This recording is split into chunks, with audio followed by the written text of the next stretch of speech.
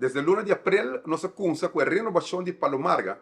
E gente luna de maio também tem uma atividade, nós podemos Kurt Johnson, a Binharuba, com toda sua equipe, usa mix especial que guarda baixar riba de asfalto.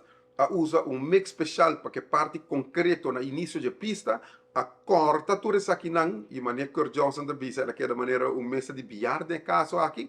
O processo já acaba atrás de lomba. Kurt Johnson e sua máquina a regressar. E de duas fases agora aqui, de set de equipo novo está chegando a Aruba final de agosto ou algo por mim. E entre outros, o equipo aqui está para nós por vai compound e pista na nível internacional e onde Kurt Johnson lo tem que regressar a Aruba para treinar nosso personal para por trabalhar que está aqui de maneira devido.